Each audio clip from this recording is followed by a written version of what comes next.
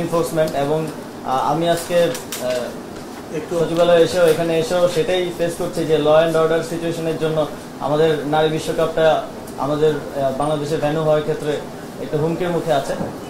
তো এই বিষয়ে আমরা আজকে কিছু আলোচনা করেছি বিসিবির সাথে এবং আজকে মন্ত্রণালয়ে এসে সবার সাথে আলোচনা করে আমার ভালো লেগেছে এবং আমার মনে হয় আমরা একসাথে ভালোভাবে কাজ করতে পারবো। তো আমরা তিনটি সিদ্ধান্ত কিংবা প্রসেস যদি বলি তিনটি বিষয়ে উপনীত হতে পেরেছি। প্রথম হচ্ছে যুব ক্রীড়া মন্ত্রণালয়ের অধীনে শেখ হাসিনা জাতীয় যুব উন্নয়ন ইনস্টিটিউট আছে, আমরা এটার নাম পরিবর্তন করতে চাই, যেহেতু বাংলাদেশে একটা ম্যাসাকারের সাথে শেখ হাসিনার নাম জড়িত আছে এবং হাজার সহস্র ছাত্র জনতা মারা গিয়েছে। আমরা মনে করি তিনি এর সাথে সরাসরি যুক্ত এবং সেই জায়গা থেকে এটা শুধু আমাদের মন্ত্রণালয়ে না, প্রত্যেকটি স্থানে এটা করা হবে।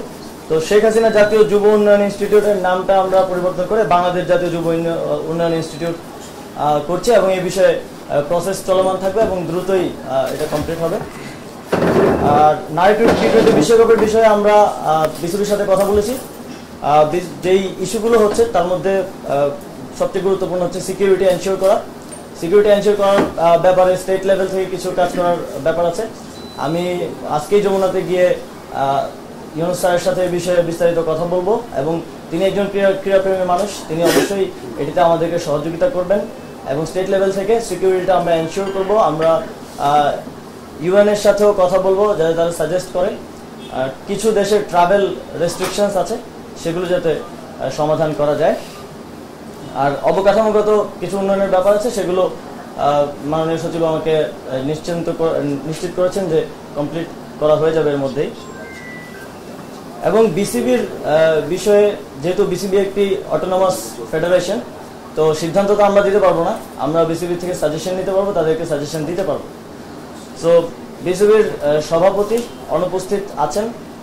অবশ্যই একটা ফেডারেশনকে ওয়ার্ক করতে হইলে তার সবগুলো অর্গান ঠিকভাবে ভালোভাবে কাজ করতে হয়। সভাপতির মতো গুরুত্বপূর্ণ দায়িত্বে যিনি আছেন তিনি অনুপস্থিত আছেন, কিন্তু বিসিবি যেহেতু একটা অটোনমাস ফেডারেশন আইসিসির অধীনে, তো এই বিষয়ে আমরা সিদ্ধান্ত নিতে পারবো না। আমরা সাজেস্ট করেছি যারা বিসিবির ডাইরেক্টরস আছেন তারা এই বিষয়ে লিগালি কিভাবে আইসিসির লিগাল ফ্রেমওয়ার্কের মধ্য থেকে কিভাবে এই বিষয়টি সমাধান করা যায় এবং অন্তর্বর্তীকালীন সময়ের জন্য কাউকে নিয়োগ করা যায় কিনা সে বিষয়ে তারা আমাদেরকে পরবর্তীতে রিপোর্ট করবেন এবং এ বিষয়ে আমরা প্রসিজারটা চালু রাখবো। তো এই তিনটি সিদ্ধান্ত কিংবা প্রসেস যাই বলেন আজকে আমরা উপনীত হতে পেরেছি এবং সামনে আরও আজকে আমি সময় দিতে পারছি না, কারণ আমাদের আপনারা জানেন প্রধান বিচারপতির শপথ গ্রহণ অনুষ্ঠান আছে। তো আমরা আরও বিস্তারিত কথা বলবো, আমি আবার এসে হয়তো আরও বিস্তারিত কিছু বিষয়ে সিদ্ধান্ত আমরা নিতে পারবো। আপনাদের কোনো প্রশ্ন থাকলে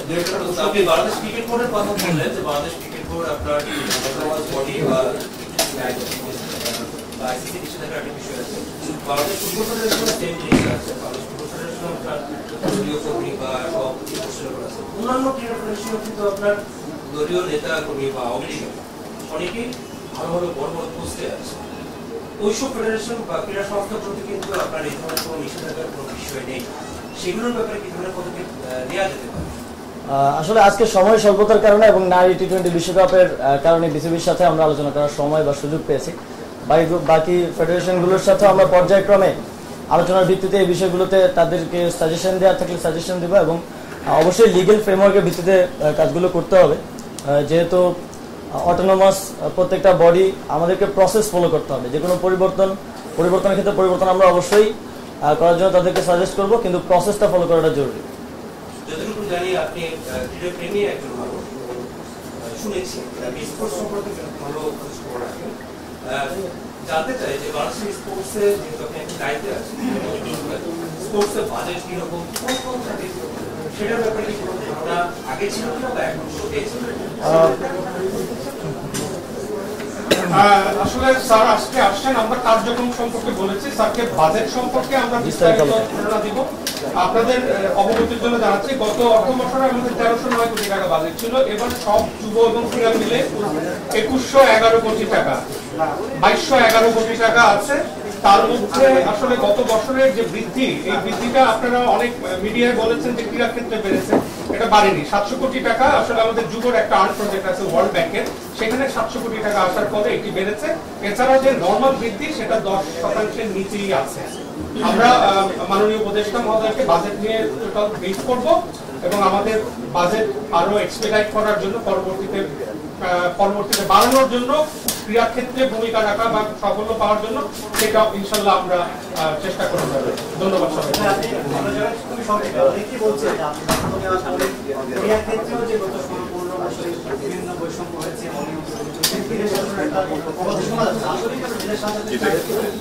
আমরা পুরো দেশকে ঢেলে সাজাতে চাই এবং সেটা আমরা আসলে ব্যক্তির জায়গা থেকে নয় যে একজন ব্যক্তিকে আমি পরিবর্তন করে দিলাম আর হয়ে গেল। আমরা সিস্টেমটাকে ঢেলে সাজাতে চাই। আমরা এমন একটা সিস্টেম করে দিয়ে যেতে চাই এই অন্তর্বর্তীকালীন সরকারের অধীনে, যাতে করে যে ব্যক্তি আসুক সে ওই সিস্টেম ফলো করার মাধ্যমে এই যে দুর্নীতির কথা বলছেন কিংবা অনিয়মের কথা বলছেন সেগুলো যেন আর কখনোই ফিরে না আসতে পারে।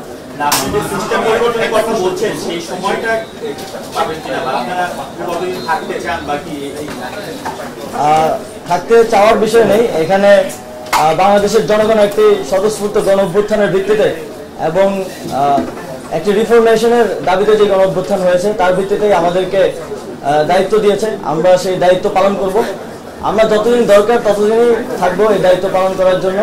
আমাদের যারা আছেন আমাদের অন্তর্বর্তীকালীন সরকারে কারোরই আসলে ক্ষমতা ধরে রাখার বা ক্ষমতায় থাকার অভিলাষটা নেই। আপনারা দেখতে পারেন সেখানে শিক্ষক আছেন, মানবাধিকার কর্মী আছেন, আমরা ছাত্ররা আছি।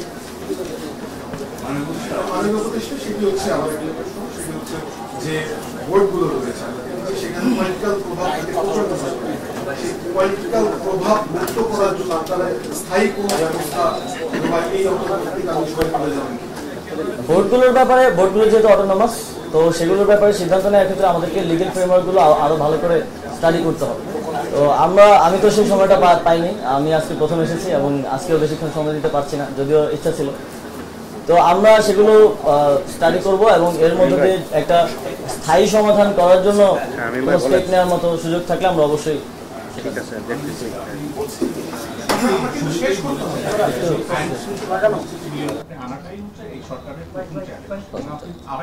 আরেকবার বলেছেন যে কোনো ব্যক্তি পরিবর্তন নয়, কিন্তু যদি তাই হয় তাহলে আমরা দেখতে পাচ্ছি যে সম্প্রতি ঢাকা শহরের বেশ কয়েকটি কলেজ এবং শিক্ষা প্রতিষ্ঠানের প্রিন্সিপালদের কাছ থেকে, হেডমাস্টারদের কাছ থেকে জোরপূর্বক রিজাইন লেটার লিখে নিয়ে নতুন বিকল্প আরেকজনকে বসানো হচ্ছে। আসলে এই কর্মকাণ্ডে আপনাদের সায় আছে কিনা? যদি না থাকে আপনি বলেছেন যে আপনি টিবের সঙ্গে কথা বলবেন, আপনি টিবের সঙ্গে কথা বলবেন, এটি শিক্ষা মন্ত্রণালয়ের আওতাভুক্ত। সেহেতু আমি আপনার নলেজে দিলাম এই কারণে যেন আপনি যেন সেই বিষয়টি ওনার কান পর্যন্ত নেন যে এই ঘটনাগুলো ঘটছে। সম্প্রতি ঢাকা সিটি কলেজে এই ঘটনাটি ঘটেছে। দেখুন, এই বিষয়গুলোতে যারা অপরাধী ছিলেন বিভিন্ন বিশ্ববিদ্যালয়ের কিংবা কলেজের দায়িত্বশীল যাদের দায় আছে অনেকগুলো ঘটনায় আন্দোলন চলমান সময়, তো সেই জন্য ক্ষোভের জায়গা থেকে অনেকে হয়তো করছেন, আবার অনেকে হয়তো কোনো স্বার্থের জায়গা থেকেও হয়তো করছেন। আমরা সবার প্রতি আমাদের সাজেশন থাকবে অবশ্যই আইনগতভাবে যাতে সেটা করা হয় এবং প্রসেস ফলো করা হয়। আমাদেরকে অবশ্যই প্রসেস ফলো করতে হবে। যদি প্রসেস ফলো না করা হয় তাহলে এটা একটা কেওস সিচুয়েশনের দিকে চলে যাবে। আমি আজকের জন্য শেষ করতে চাই। ধন্যবাদ সকলকে।